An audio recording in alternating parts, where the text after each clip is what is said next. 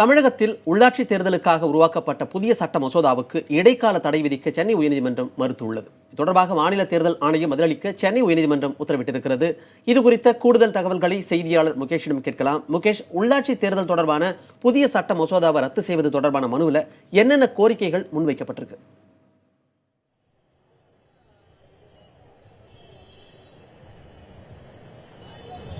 மணிமாறன், இந்த சென்னை உயர்நீதிமன்றத்தில் இந்த 3 வழக்குகள் திமுக சார்பில் தொடரப்பட்டது. உள்ளாட்சி தேர்தல் தொடர்பாக, அதாவது திமுக அமைப்பு செயலாளர் RS பாரதி தொடர்ந்த 3 வழக்குகளில் 2001 மக்கள் தொகை கணக்கெடுப்புக்கு பதிலாக 2011ஆம் ஆண்டு மக்கள் தொகை கணக்கெடுப்பின்படி உள்ளாட்சி தேர்தலை நடத்த வேண்டும் என்று ஒரு வழக்கு தொடர்ந்திருந்தார்.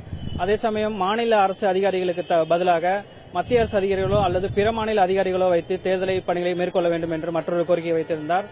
இந்த கோரிக்கைகள் தொடர்பாக வழக்கு இன்று இந்த 2வது அமர்வில் நீதிபதி குல்வாடி ஜி ரமேஷ் மற்றும் MV முரளிதரன் ஆகியோர் முன்னிலையில் விசாரணைக்கு வந்தது.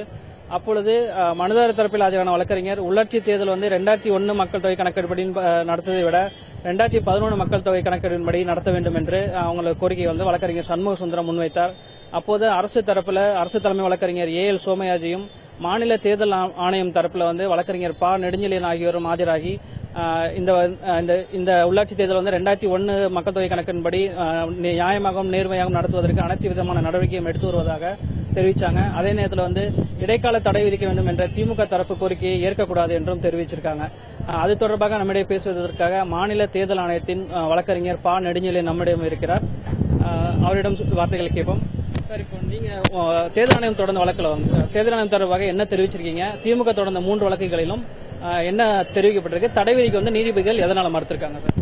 தலைமை வழக்கறிஞர் திரு சோமயாஜி அவருடைய வாதத்தை கேட்ட நீதிமன்றம் தடை விதிக்க மறுத்துவிட்டது. மனுவில் சொல்லப்பட்டுள்ள குறைகளையே சுட்டிக்காட்டி தலைமை வழக்கறிஞர் வாதாடினார்.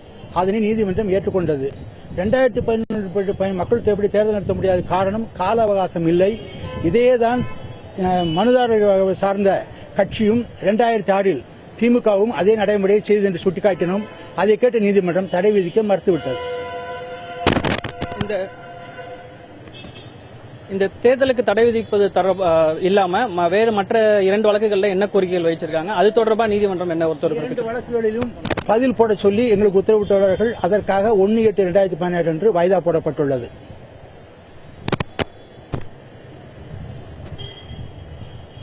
இந்த 3 வழக்குகளையும் மணிமாறன், இந்த 3 வழக்குகளிலும் அரசு தரப்பிலும் அதே நேரத்தில் தேர்தல் ஆணையம் தரப்பிலும் பதில் மனு தாக்கல் செய்ய உத்தரவிட்டு வழக்கை ஆகஸ்ட் 1ஆம் தேதிக்கு ஒத்தி வச்சிருக்காங்க. மணிமாறன், முகேஷ், இந்த வழக்குகள் தவிர உயர்நீதிமன்றத்தில் வேறு என்னென்ன முக்கிய வழக்குகள் விசாரணைக்கு வந்தன?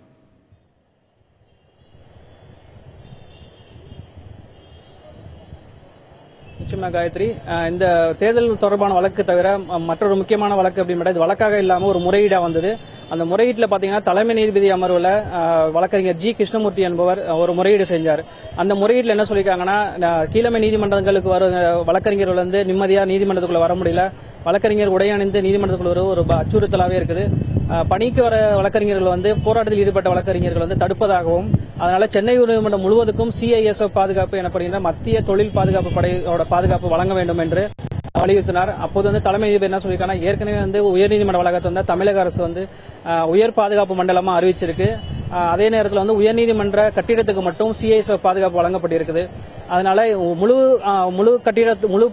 வளாகத்துக்கும் CISF பாதுகாப்பு வழங்கணும் என்றது தற்போதைய நிலைமையில் இயலாத ஒரு காரியம் என்று தெரிவிச்சிருக்காங்க. அதே நேரத்தில் வழக்கறிஞர் தங்களது போராட்டத்தை தான் தொடர்ந்து கொண்டிருக்கிறார்களே தவிர நீதிமன்றம் கொண்டு வந்த வழக்கறிஞர் சட்ட திருத்தத்தை எதிர்த்து யாரும் இதுவரை உச்சநீதிமன்றம் அணுகல. உயர்நீதிமன்றம் பிறப்பித்த சட்ட திருத்தம் தவறு என்று கருதினால் உச்சநீதிமன்றத்தை அணுகலாம். உச்சநீதிமன்றம் இந்த சட்ட திருத்தத்தை திரும்ப பெறணும் என்று அறிவித்தால் உடனே நாங்கள் திரும்ப பெற தயார் என்றும் தெரிவிச்சிருக்காங்க. காயத்ரி, முகேஷ், தகவல்களுக்கு நன்றி.